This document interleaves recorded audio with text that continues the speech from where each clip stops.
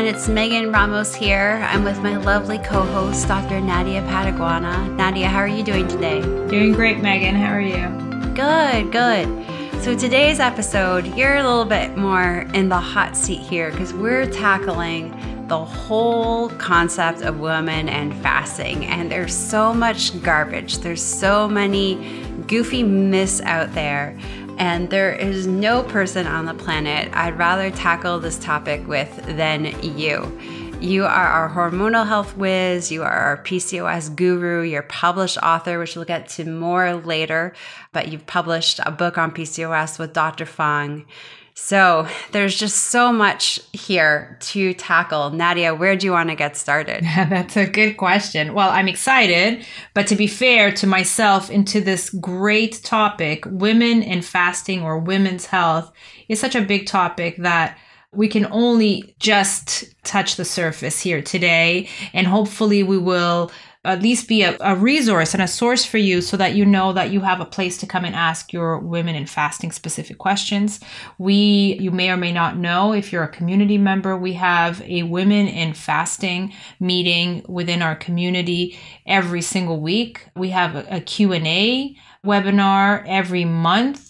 We also have a chat where we, the category specifically for women in fasting. So if you have questions specific to your women's health issue concern and you're wondering anything about fasting and even diet, then please send us your questions, come into our community, learn from other women as I have. I've learned a ton from our clients, and really my women in fasting or women's health, I guess, passion started 44 years ago, right? Because I'm a woman and I, like you guys and like most of our community, I always now wonder what's related, what's not related. Can fasting help with this? Can fasting help with that? In the end, I always feel like fasting helps everything, but it's such a big topic.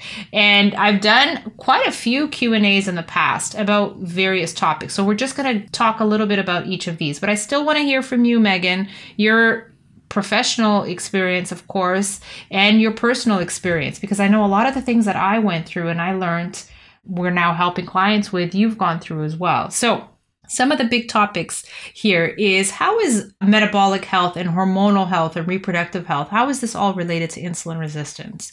And this was the big reason why Dr. Jason Fung wanted to write this book with me. So you mentioned that I'm an author. I wrote the PCOS Plan, Prevent and Reverse Polycystic Ovary Syndrome Through Diet and Fasting with Jason Fung, and it was published in 2020. It's almost 2 years now. The first few chapters of the book are explaining what is PCOS. So you may or may not have heard of PCOS, but this is a big, huge topic because polycystic ovary syndrome is the most common endocrine, so hormonal concern in women during their reproductive years. And within our community now, so we work with many perimenopausal, postmenopausal women.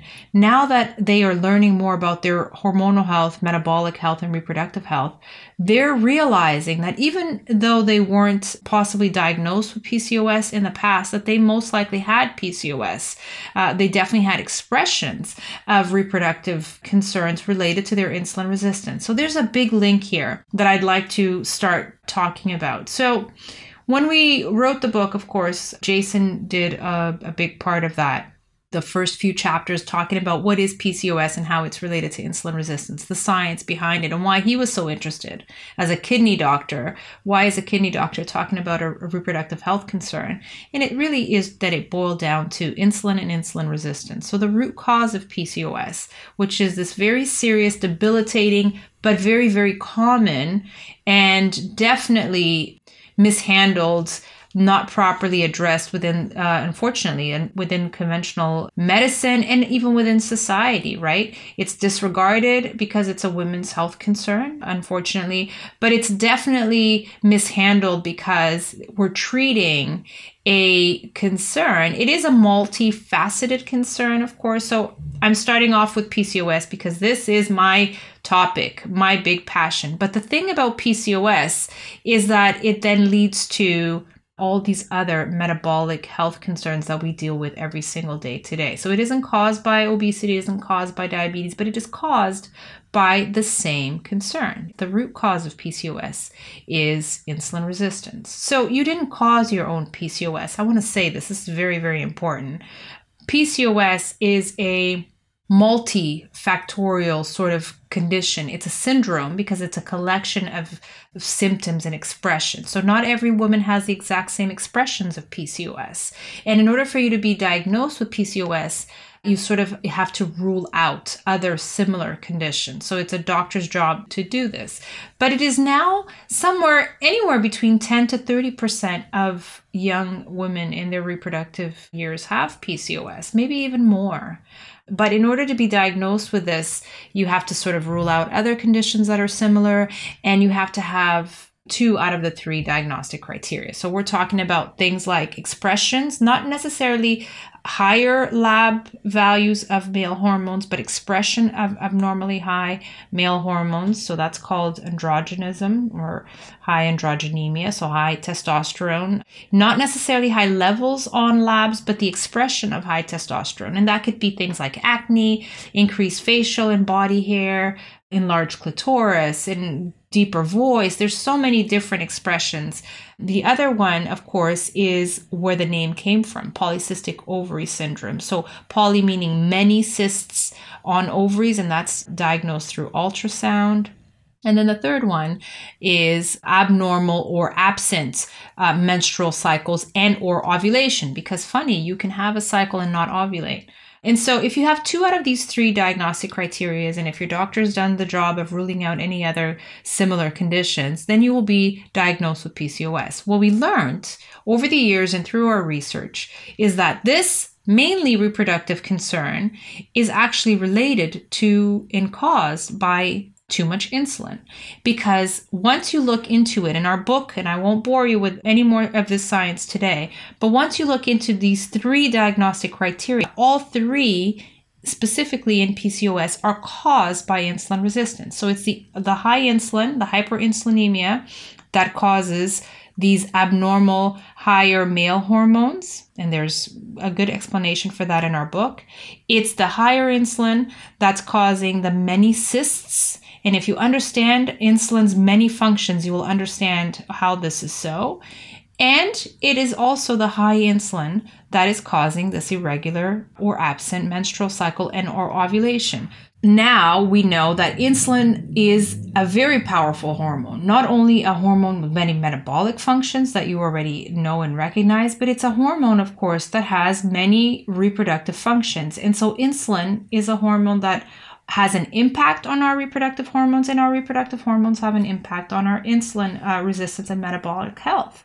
So this is where the connection is. This is how the connection between PCOS and insulin resistance and obesity and diabetes comes in. Unfortunately, this very common condition, PCOS, is very serious and debilitating because women with PCOS, young women with PCOS, are much more likely over time to develop all the other insulin-resistant conditions, of course, because they have PCOS because their insulin is high, and it gets higher and higher over time. And so this is how PCOS is related to obesity and related to diabetes and all the other insulin-resistant conditions.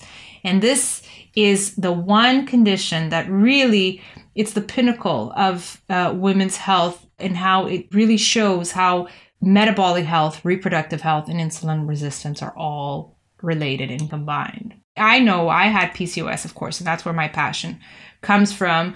I mean, there's a lot more to this, fertility and all these other questions that younger women with PCOS often have for us. And I have discussed this quite a bit, not only in the book, but in our webinars and in our classes. But Megan, I know you were diagnosed with PCOS at a young age as well. I was 14. My metabolic health journey, I guess, started at 12. I was diagnosed with fatty liver disease, but I was literally the size of a toothpick. And no one really understood why. The doctors, the specialists, they told my parents, this is a disease of obesity for older people. We don't really know what's going on. Keep making sure she eats lots of food and she'll grow out of it somehow, was their thought process. But then at 14, I started having these weird cramps and it was not comfortable. Actually, my parents took me to the emergency room twice. And it was there the second time that I had an ultrasound and they said, well, you have polycystic ovaries. And I went to my primary care and she said, you have PCOS, you're 14. It's typically not a disease for young, skinny people like you. It's only seen in people who are older, who are quite obese and results in infertility. She said, you just don't fit the profile. But nowadays we're seeing skinny people develop PCOS and we're seeing younger people develop PCOS. So sorry, you young people are just developing it earlier nowadays, and you're going to have all these massive fertility hurdles. And now, for reasons that we don't fully understand, we know that it's connected to obesity and type 2 diabetes and all this other metabolic health garbage. So pretty much, I'm 14 years old. I'm there with my mom. She's telling me like all this terrible stuff. I wanted to be a mother more than anything myself. So I'm 14 here, being told I'm going to have this infertility journey and that I'm just destined to become obese and develop type 2 diabetes. Like, yay, way to go here. So it was just heartbreaking. And what I see so often now is they always say this phrase, like, you're innocent until proven guilty. In my mind these days, if you're a woman out there, whether you are a teenager or whether you are 65, you have PCOS until proven otherwise. And if you are an older woman struggling with weight and struggling with type 2 diabetes, there is a huge chance that PCOS played a big part in the evolution of the obesity and the diabetes, and you have PCOS until proven otherwise. It's just become such an epidemic that people don't talk about, and people will often say that they don't really understand. But we see the trends with this, just like we see with the diabetes epidemic and the obesity epidemic. PCOS has now become this massive epidemic, and it's affecting teenagers, it's affecting those trying to conceive, and is leading to all of these unwanted metabolic conditions later on. And people will say, like, if you're a woman, you shouldn't fast. You absolutely shouldn't fast. But what we're really looking to do here is to treat the disease of insulin resistance. And we know that fasting is such a powerful tool for eradicating insulin resistance, breaking the cycle of insulin resistance, that to me, it just seems ludicrous that people are not looking to fasting as sort of a treatment protocol for this condition. Absolutely. So like you, I was also diagnosed with PCOS as a lean, very lean woman, and I was disregarded because of that, because the disease wasn't or isn't well understood. And so for that, a lot of people get misdiagnosed or missed. You've mentioned a few things that are so important to women's health and to PCOS. There is, especially on social media, there's a lot of interest because there's a lot of young people on social media. So there's a lot of interest and there's a lot of groups and there's a lot of quote unquote experts on this topic of PCOS because it is so common. The problem is the misinformation. And if you're a woman with PCOS, of course, and you're getting so much conflicting information, it's so frustrating. And I often say this, it's so paralyzing because if you're getting utterly completely contradictory information like this myth. This is probably the myth that I despise the most when it comes to fasting, is the myth that fasting is bad for your hormones. Let's just pause for a second. I just spent the first, 5-10 minutes of this podcast talking about the hormone insulin and how fasting is the most powerful therapeutic and healing tool to lowering insulin in the cases of high insulin, hyperinsulinemia leading to PCOS, diabetes, obesity. So this myth that fasting is bad for your hormones. Fasting is the most powerful tool to healing and reducing abnormally high insulin. And so if your problem, as Dr. Fung would say and says in our book, if the problem is high insulin, the solution is to lower insulin. And I said this a few days ago on my social media post that I wrote about PCOS. I said, the solution is simple. quote unquote. Simple doesn't mean easy. And I'm not trying to make it sound like this is easy by any of this is easy, because this is as I said, it's such a serious condition.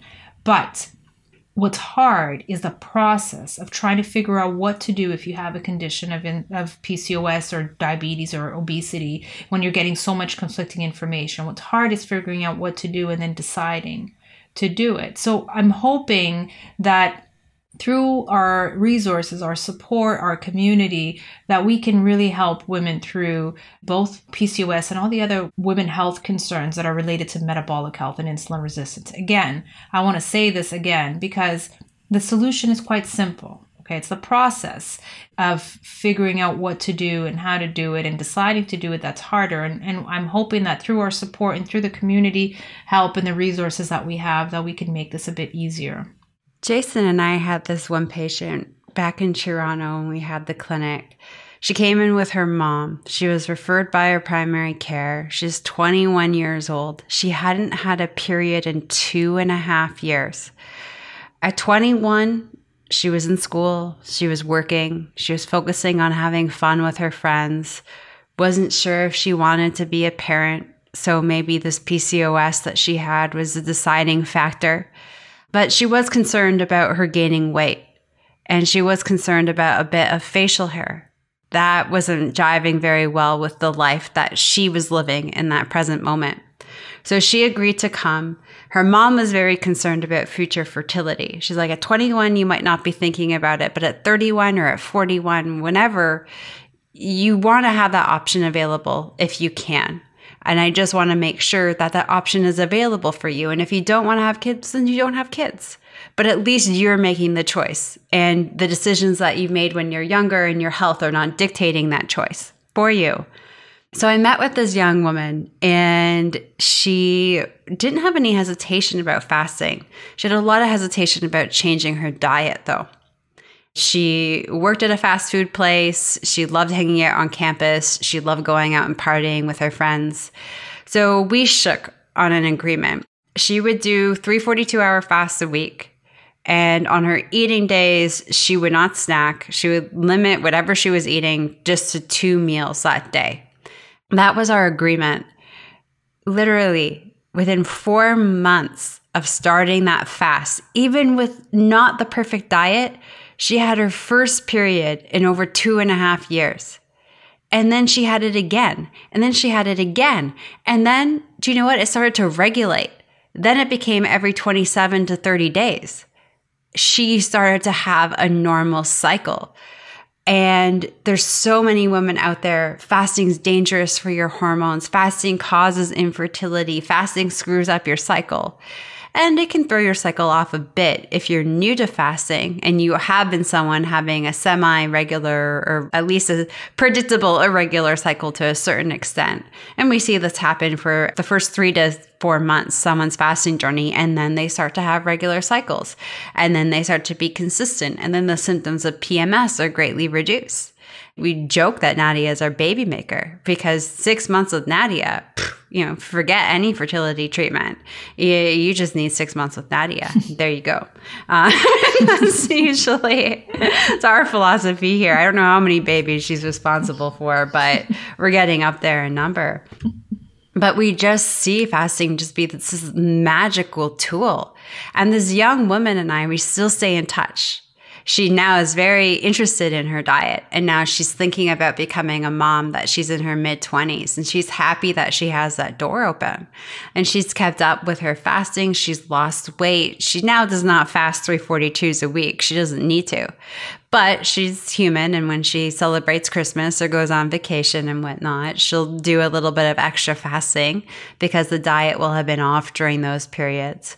But she's just so grateful for this opportunity. And it's been now a few years, and she's had these consistent cycles. And she's not suffering every month with crazy symptoms of PMS either. So we just see this all of the time. Like, women are getting control of their lives once they get control of that insulin.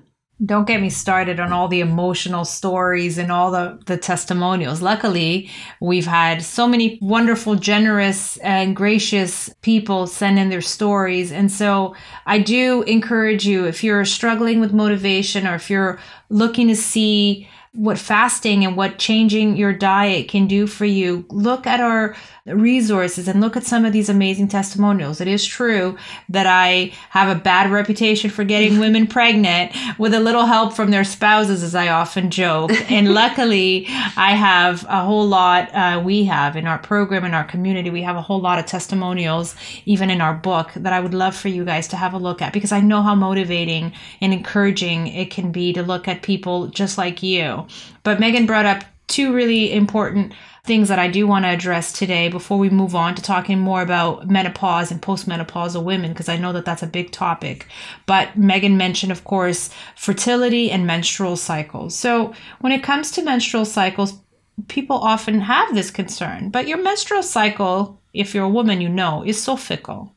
It changes and it becomes affected for many, many reasons, whether you have PCOS or not. For example, I've reversed my PCOS a long, long time ago. I now have a completely regular cycle, even in my mid-40s. Every 25 days, I get my period. So when my period doesn't come, I know there's something has changed. So for example, the last time that my period was delayed, even if it's just by a couple of days, I know that something changed. It was when I came back from Canada not too long ago after my vacation. So sometimes overnight flights or whatnot. But there's a significant difference in having a regular period all the time and having one period that's off because, you know, you've been on a flight. Or as Megan mentioned, any change in diets can affect your cycle. And of course, weight loss, significant weight loss. You know, a few years ago, I actually had something very serious happen to me. And I thought, oh, I wonder if my PCOS is back. I had a very severe infection that then led to sepsis, which is a severe blood infection. And then I didn't have a period for 3 to 4 months. And I thought, oh, dang, you know, this thing triggered my PCOS. Luckily for me, and because of my lifestyle and because of my diet and fasting, that wasn't the case. But a serious infection, and when you have something like sepsis, your body shuts down. So the first thing to go is your period. Many of you know that when you change jobs or go through a stressful period, you know, your period might become irregular for a month or two. But there's a significant difference, as Megan was just mentioning, this young woman, of having a change in your cycle every once in a while to not getting a period at all. So first and most important, if you're a young woman that doesn't have a period but should have one, then we have to get that going. And the best way to do it is to figure out the problem, right? And if the problem is PCOS, then the problem is insulin resistance. We must lower insulin through diet and fasting. We must get a period. The good news is that I have yet to work with a woman that has committed to this, has understood the problem, has decided what to do, that hasn't created a regular cycle within 3 to 4 months. This has been my experience every single time. I'm still shocked every single time, but again, every single time. And then fertility is a big topic, right? You may or may not be trying to conceive, but if you are trying to conceive, again, this is one of those topics where you're going to get so much conflicting information. So we must first figure out, again, we must understand the problem. I'm not saying that every single fertility concern is related to PCOS, but in our research, in our book, we found that probably 80% of women in fertility clinics have PCOS. So it's very likely that your fertility concerns are due to insulin resistance and hyperinsulinemia.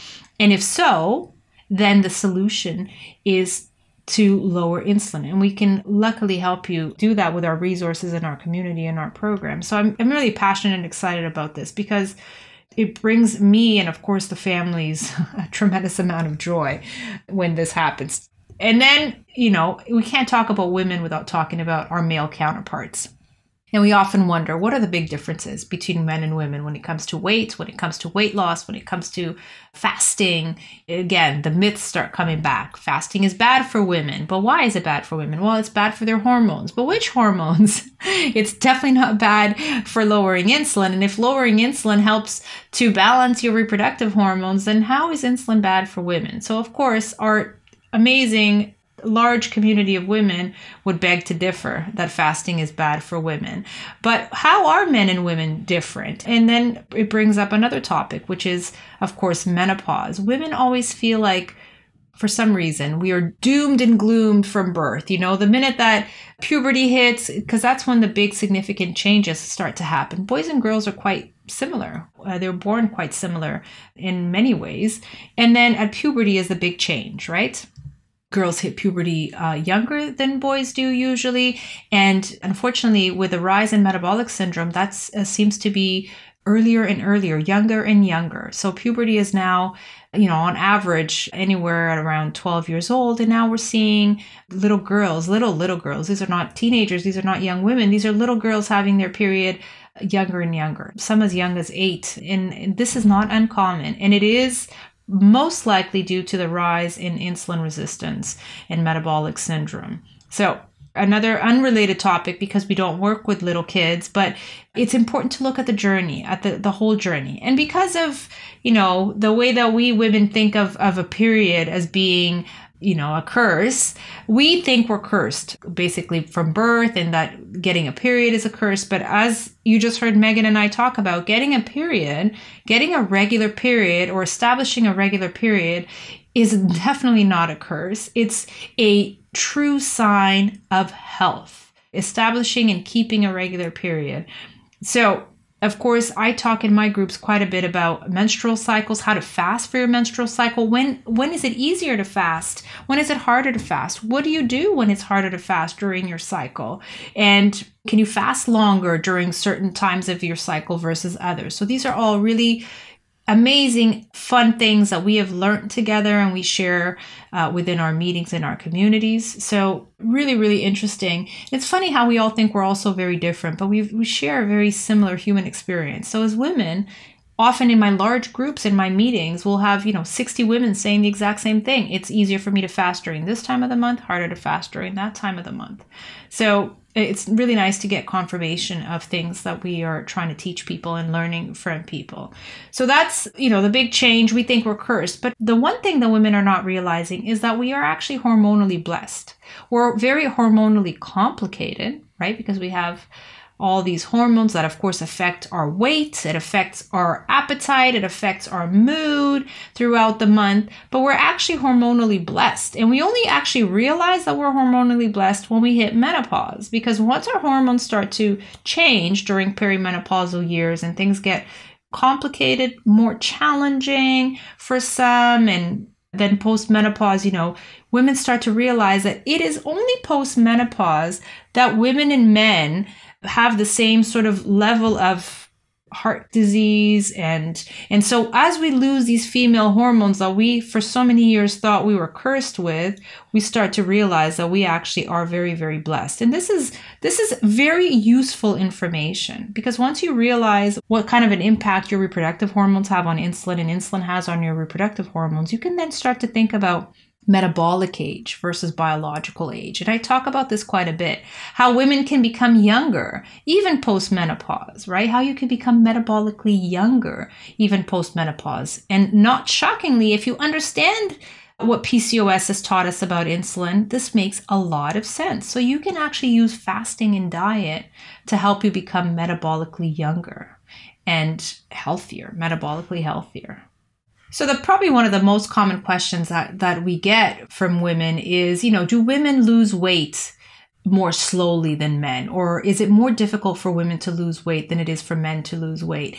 And the answer is no. Actually, as I just explained, women are actually hormonally blessed. So the difference is that men, because they're not cyclical, they don't have a menstrual cycle, they don't have this fluctuation of hormones like women do, this cyclical fluctuation, they lose weight in a more linear way. So if they're doing all the right things and losing really quickly, then they're losing in a really linear, quick way. If they're doing all the wrong things, and they're gaining in an upward, very quick way too. And if they're doing something that sort of is helping them balance out their metabolic health, then they're just sort of staying in the same place. Whereas women, because we're cyclical, there's a part of the month, pre-menopause, of course, there's a part of the month where we lose weight a lot easier and fasting is a lot easier. And then there's a part of the month where we retain more.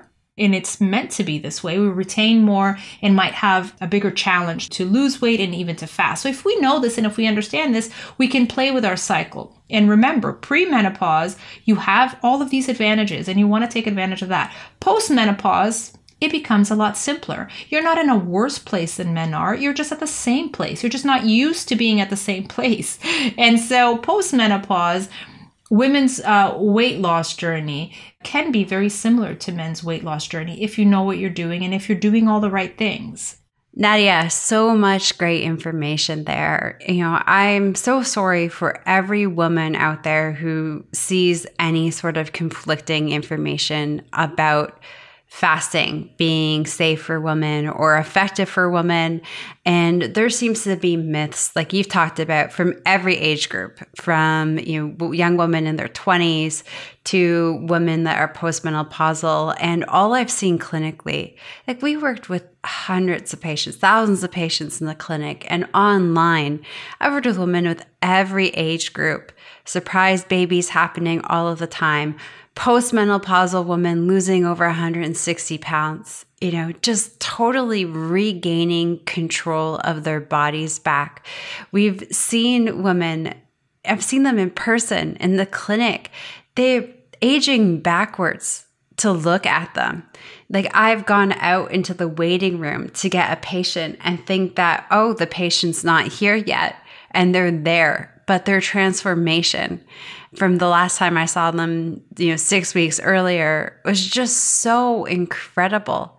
We've also seen these other amazing benefits for women in fasting too. We've seen C-section scars almost go away.